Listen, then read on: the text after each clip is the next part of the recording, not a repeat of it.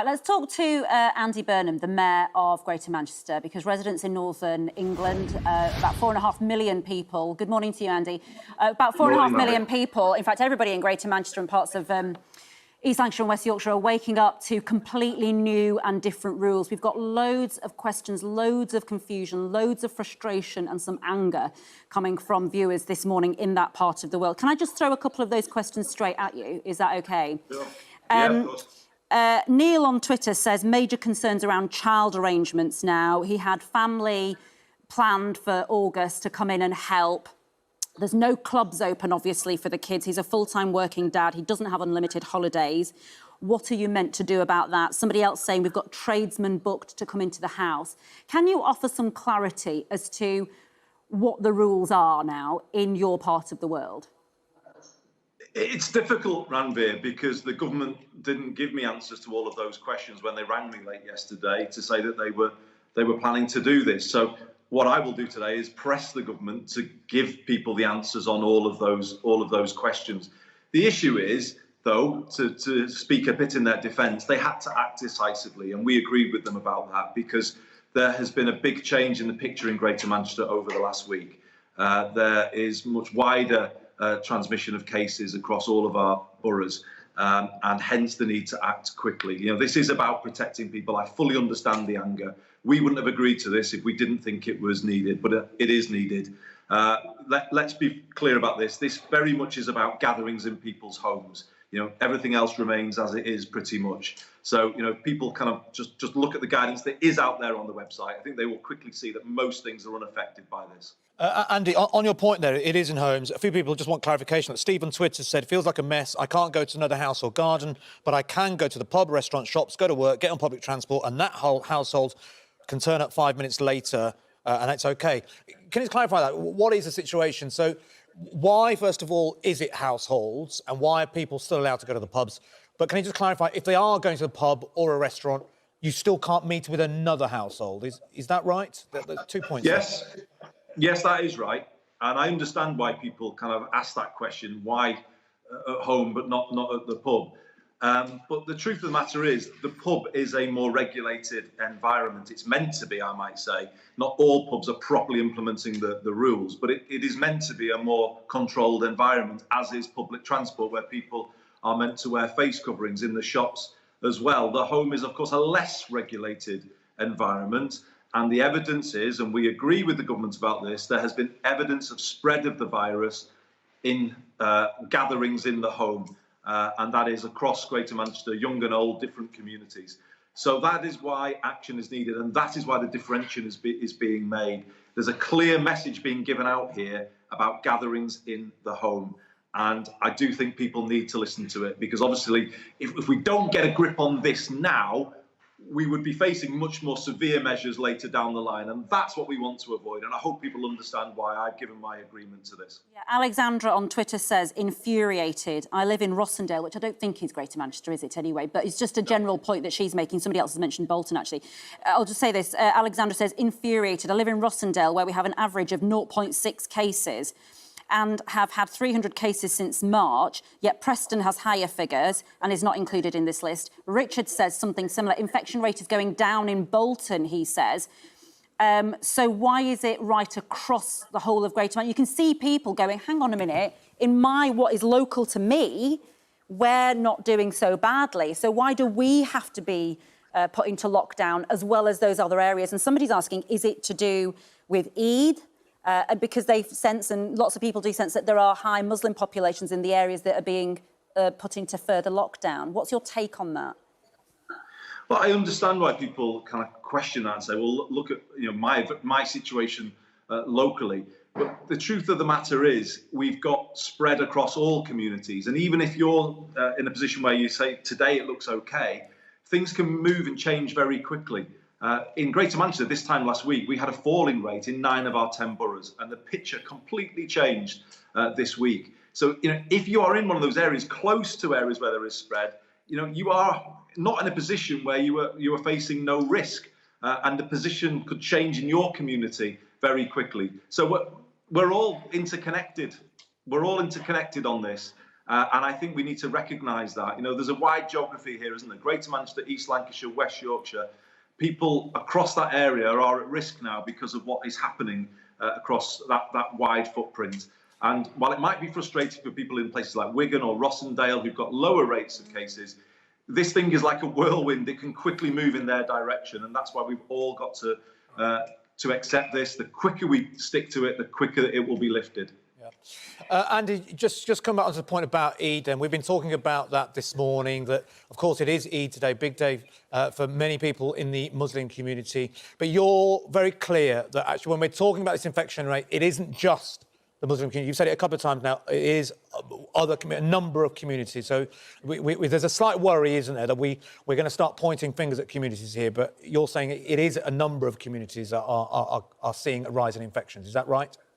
It certainly is what I'm saying, and I would urge people not to start doing that, because this is affecting a wide geography, a number of communities. You know, we are seeing a big rise in Trafford at the moment, and particularly around the Altrincham area. So that's a very different part of Greater Manchester, and it's because it's spread into very different communities. That is why we're taking this step. You know, we had isolated... People don't realise. Oh, you mentioned Altrincham. That surprised me, actually, because Altringham's, you know, it's an affluent area, isn't it? And actually, lots of, you know, not necessarily very built-up housing either in parts of Altrincham.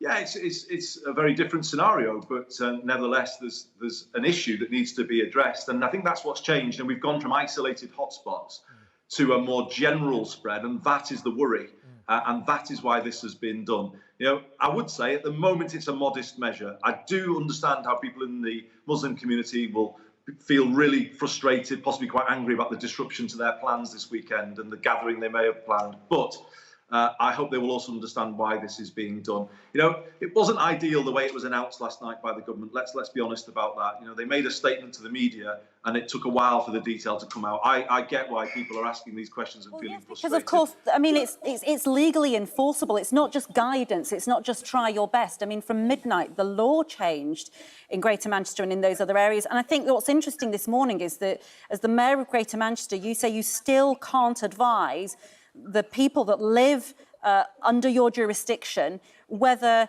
their childminder can come into their home, whether a tradesperson can come into their home. Are you genuinely don't know the answer to that? I think the position with tradespeople is the same as it was in lockdown, in that they can, as long as the distancing is observed and you know, people so don't can they come mingle. into your house though? So it's interesting, isn't it? Because people will say, how can a stranger come into your house to do your kitchen or to fix a pipe, but you can't have, you know, your brother come and visit you on Eid, which is something you'd planned? Yeah, I think it's confusing, and I would fully accept that, Ranveer, and I don't write the rules. You know, I don't want to sound like I'm a politician avoiding any responsibility, but I haven't written the rules. I'm trying my best to understand them.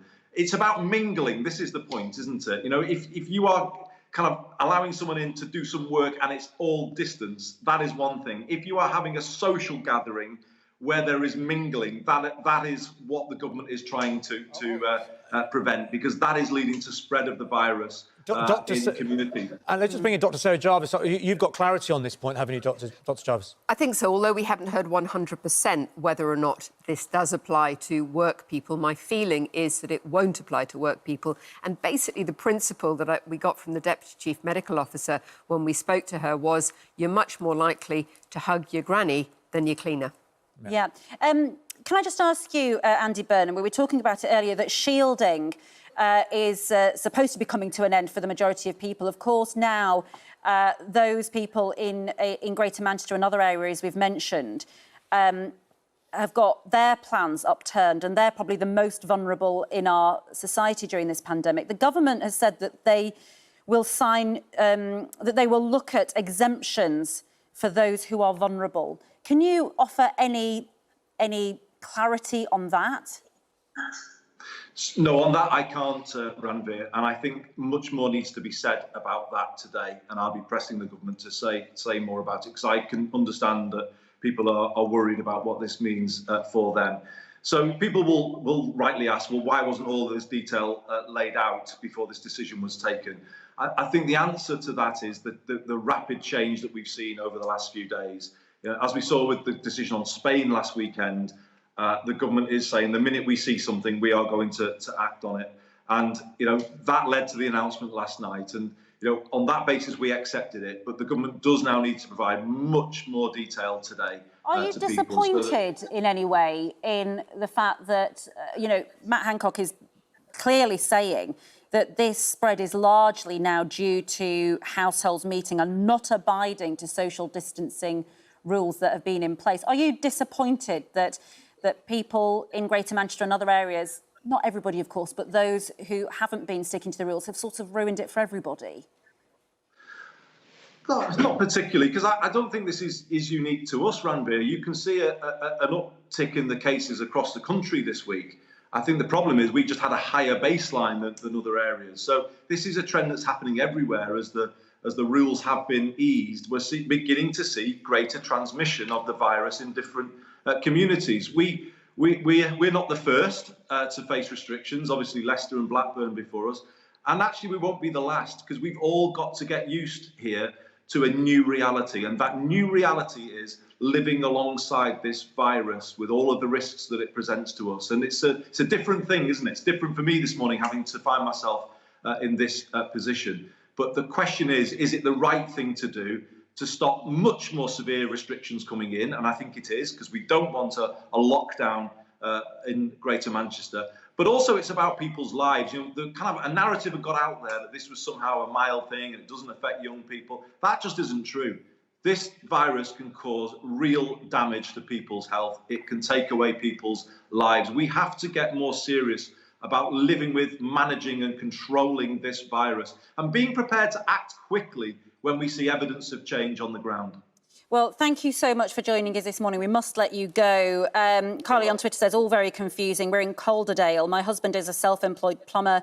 He has an apprentice from another household, is working inside another family's house. Is this allowed? And I think we're saying, yes, it is, aren't we? As long as you adhere to social distancing. And the point we're making is that the government is making is that this new lockdown, which may happen in many different areas around the country over the coming months, is that it's about households who feel social together, who want to hug, who want to touch. And unfortunately, that just is something that spreads the virus. Matt Hancock.